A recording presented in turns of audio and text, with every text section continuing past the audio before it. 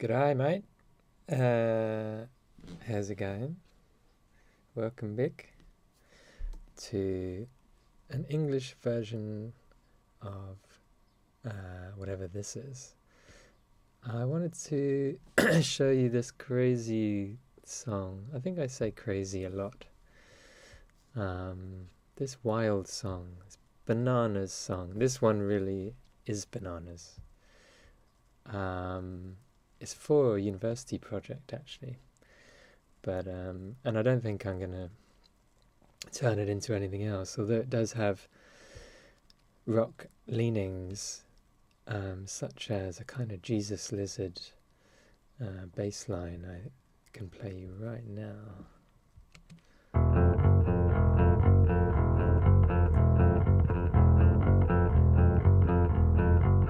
So that's all it does the whole time, I think. Yeah, and it kind of sounds like Jesus Lizard basses to me. And the kind of thing they do, or shellac or something. I look really knackered today because I'm very knackered. I just did a run, my weekly exercise, and yeah, so I'm exhausted.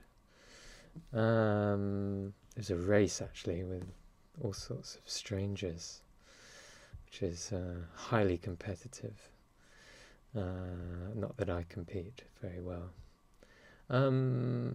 So this bass was my new Mustang bass with proper strings on. I tried these flat wounds that jazz people use, I think, and I thought it's going to revolutionize everything. They feel nice, kind of, but they don't sound very good. In fact, it put the bass out of tune on a particular fret. So lovely new strings, new standard strings. And then this so I put it through the LA610, which is a preamp recommended for bass and vocals because of its, I think it's optical compressor. Yeah, it's called T4 optical compressor, which I think has a quite a slow attack and slow release. So it's used for bass, and I always use it for bass. I think I used it on this bass. I think I used the compressor on this bass because the LA610 also has a preamp section. I'll just do a little video and pop that in as I'm to make it slightly more interesting. And I'll do my bass as well. Is this phone gonna work? I hate Apple at the moment. There's the bass. It's not in focus. There we go.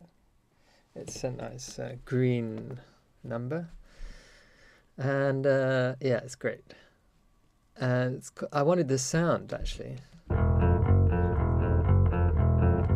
I couldn't get it with the other strings. I couldn't get it with other basses as well. So I popped it into this. There are two channels to choose from: 1964 and 1966. I can't remember which is brighter. I think I went for the brighter one. Let's have a listen. Yeah, there's a huge difference, and that's no change on EQs or anything. So this is one channel, the 1964. This is 1966. It had some roll-offs here, if that's the word. That's high pass, that's low pass, and a little bit of that. And threshold. Oh, this is noise gate up here. I don't think I'm using that. Maybe I am. And then very geeky elements here. You can put the filters on post, pre, or not at all. Post and pre this section, I'm guessing. Who knows? Let's have a listen. See if the pre makes any difference.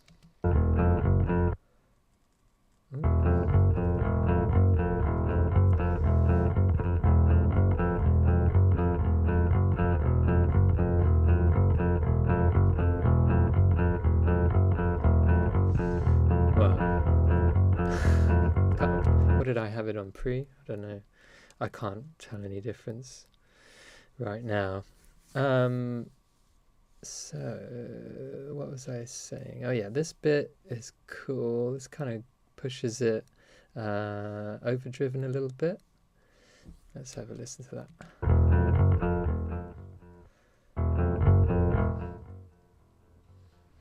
Yeah, not just an overdrive. So that's when you're in a real power soak, you're decreasing the volume but pushing the gain or something like that, so you can keep things quiet. I don't know if this is acting in the same kind of way, but anyway, it sounds better. And this bit, yeah, this cool horn idea. So this is a speaker thing.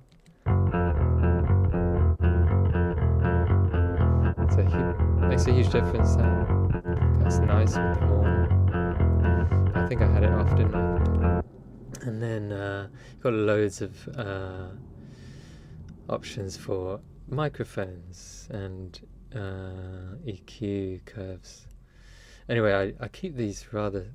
I just popped it in, filters, chose that.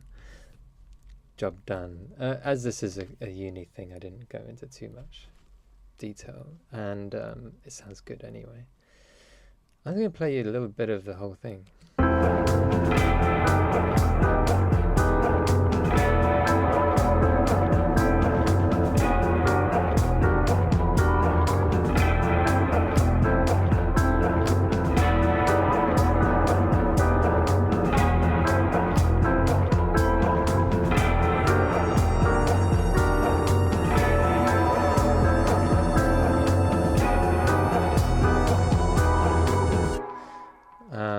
I'm just going to stop it there, make sure I'm recording. Yeah. And also wanted to make sure I've got my thing there. Doo-doo. Wow. Okay, so the idea of this project, which I've called Highbrows, I'll get to that in a sec, was to make something dissonant, but still musically effective, which is kind of what we all do, us composers, all the time. But this is an quite extreme version. This is the most extreme element of it that I stopped it at. So have a listen to this moment. So that's it. That is bananas, and there's more bananas here.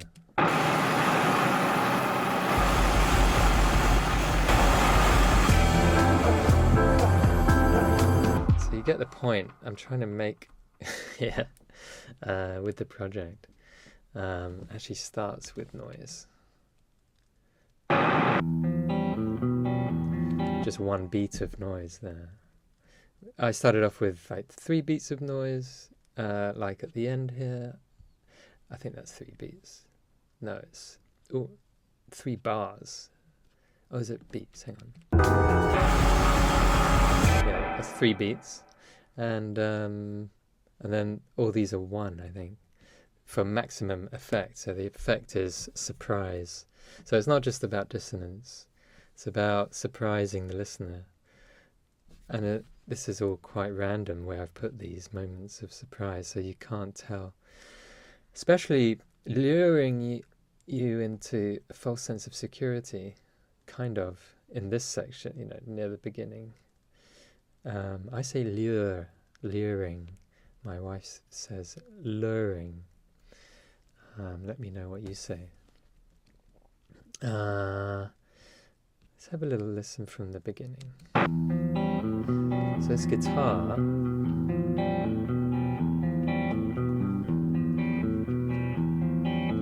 is quite kind of scary. It's all a bit scary.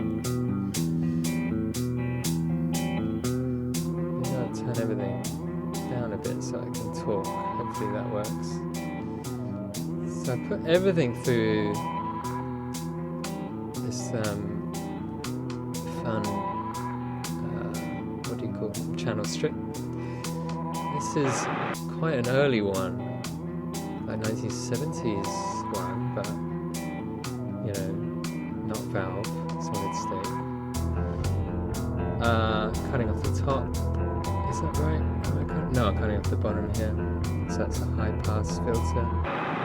Pushing the tops, reducing some mud and a bit of bass there. I kept going more and more reduction in the removing of the bass stuff here. A bit of compression glue that looks very gluey. And I put this channel strip on everything.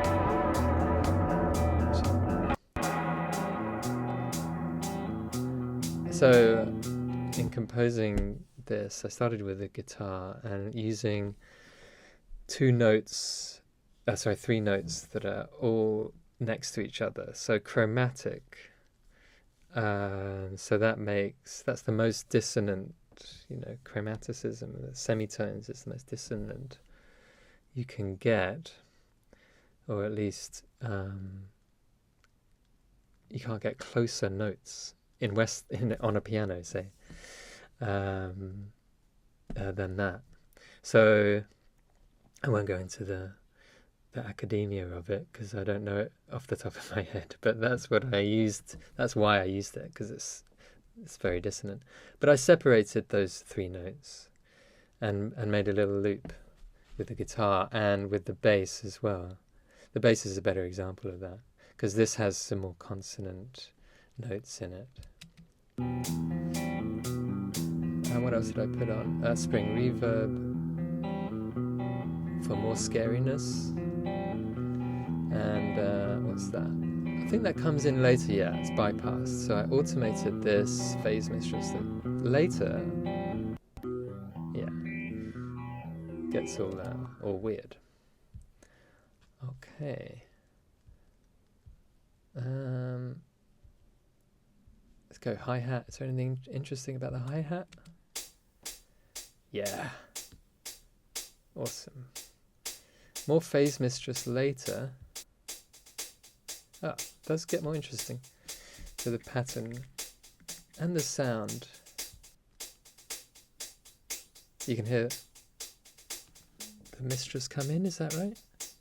Yeah. Hopefully this is not too quiet for you.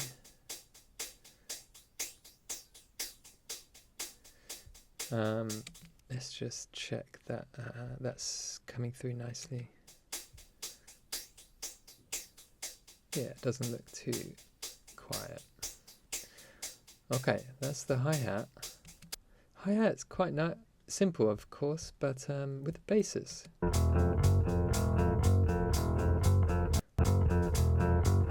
Yeah, I like that little skip.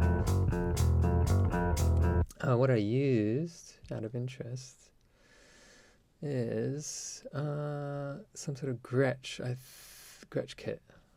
I need to look here, don't I? Chamberlin. It's not Jimmy Chamberlin, which I thought for years I was using Jimmy Chamberlin from the Smashing Pumpkins, but I wasn't. I was using Matt Chamberlain, also famous, I think. But anyway, his samples are awesome. I don't know. I was given them by a friend. I think I use his stuff for all of it. Let's have, Chamberlin here.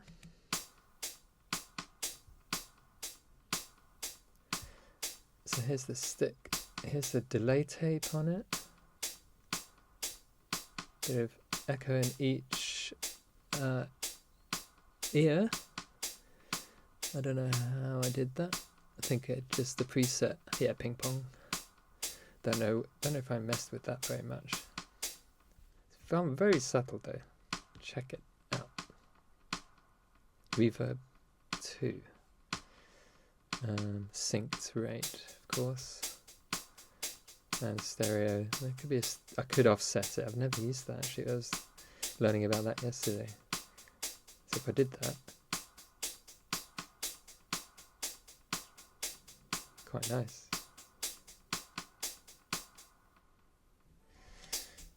I should leave it for now. You can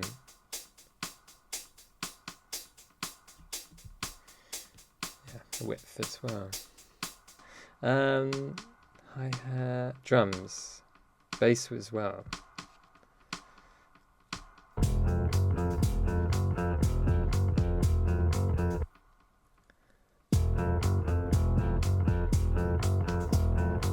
Let's look at the kick. Oh, this is not Matt Chamberlain. This is Lo-Fi Panda, my best friend. Look at him. So cool. And so this is quite an interesting kick drum. I did mess with it, I think. I just pushed. No, I didn't mess with it. Oh yeah. High pass. No, yeah, high pass. And a boost at 60, so kind of tight down there. Slightly dynamic. Compressor there. And then all of it, well, all the kit's just simple, isn't it? What's this? Oh yeah, toms. Yeah, I love those toms. So I've automated the reverb on the stick, it sounds like. Let's have a look. Yeah. Dry, wet. That's cool.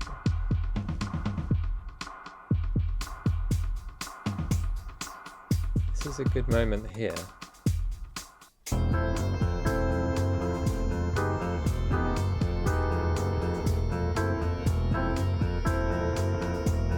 Here's some harmonics on the Strat with a serious boomerangy, quite wet, as you can hear. But I liked how deep that is.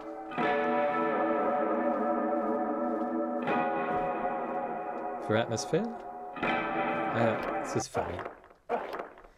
This is just a sample I made. I don't know, I can't remember. It's me, my voice, doing something. I can't remember how I made it squelchy. I think it's just the this rate that's making it like that. Yeah, pretty sure. That's fun. Adds a bit of interest.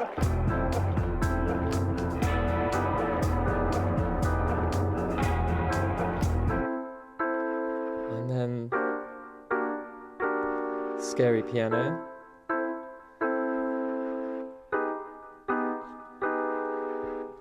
More dissonance. And then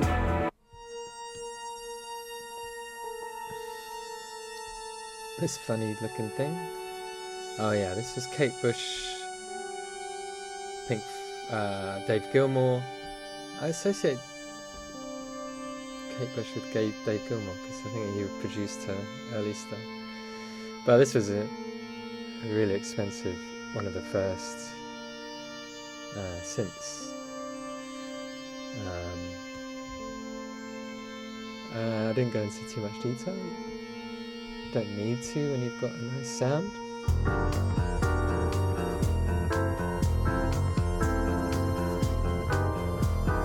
And then let's have a listen to. I did mess around quite a lot with behind. This is a Big Muff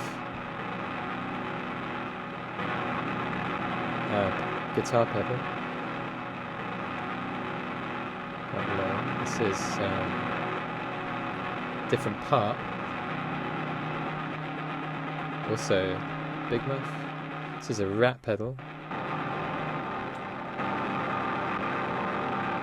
And this is another Rat pedal. And this is me screaming into a weird mic.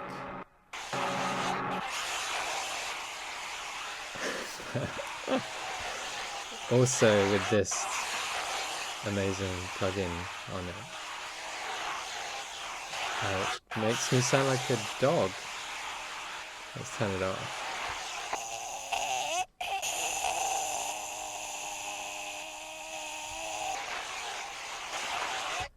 And the same here. This is, holy shit. Oops, sorry.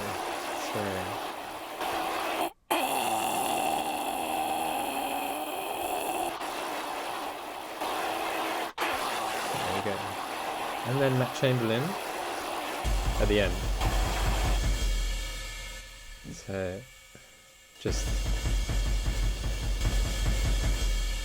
it's a good live kit that pops in there, and all together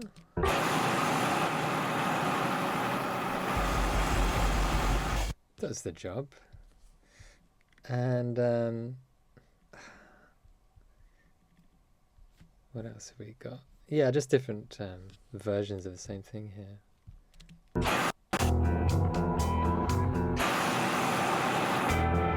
Yeah, so this pops out.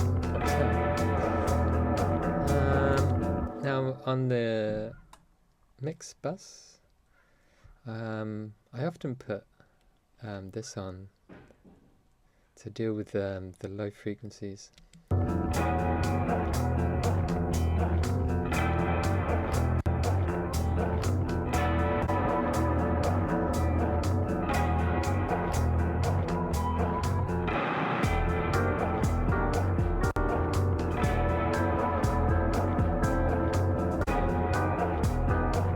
So it's murkier without.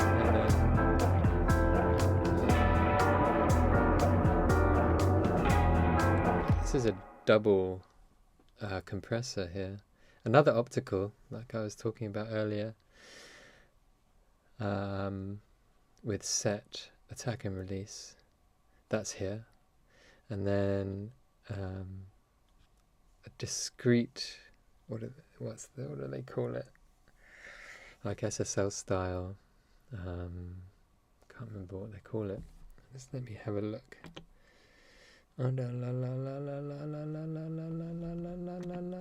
VCA. And that's here.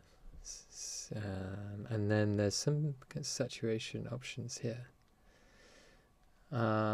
It's super nice because it's lots of reasons.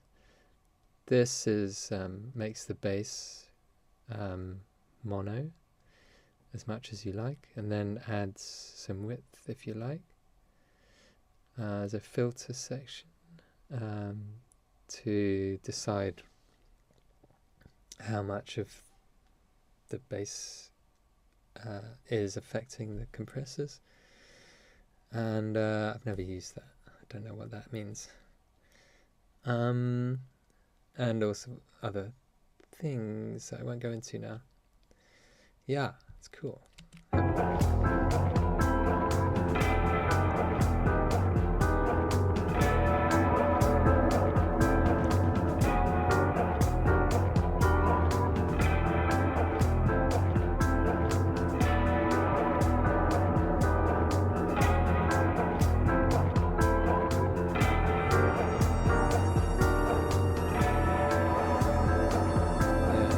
So for me it's a tonal thing, largely, but there's also a lot of glue happening, which should give more separation, conversely. A tape does that as well a little bit.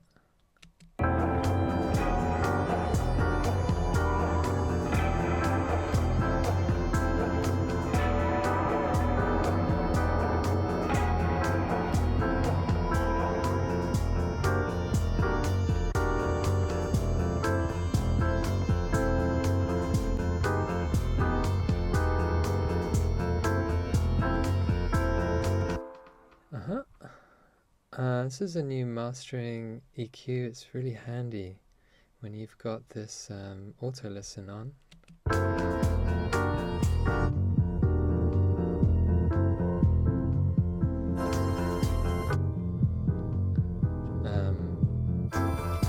I love that, so you can hear where you are exactly, and then pull out or boost whatever you want. I've taken a bit of murk out and a bit of maybe sharpness out and pushed a bit of air in, and I think that's it. Oh, a bit more stereo width there.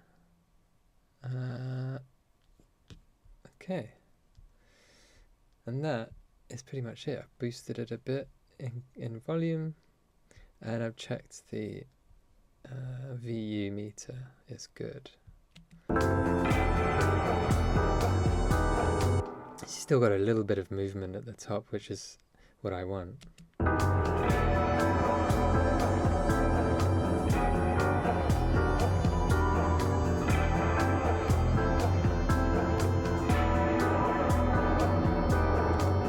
And if you want RMS, here it is.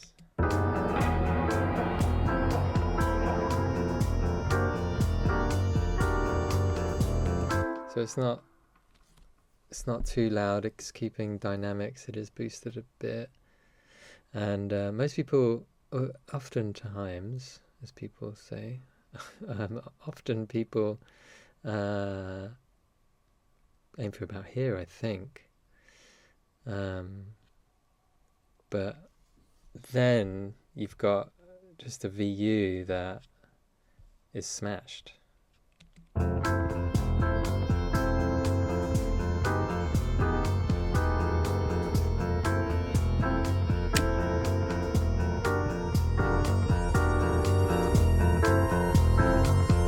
As you can see,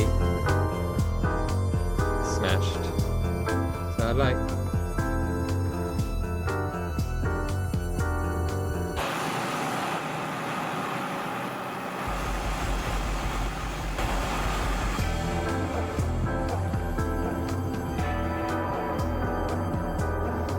I'd probably even prefer that. It's just a feeling, I guess, built on the fact, I think, that the VU acts like a human ear. So to have more movement in the meter, then you're going to have more excitement in the ear, I think. That's not necessarily true, of course, because lots of amazing records are pushed to the max. But yeah, so it's just a choice. Okay, I think that's it. Thank you for listening, and goodbye.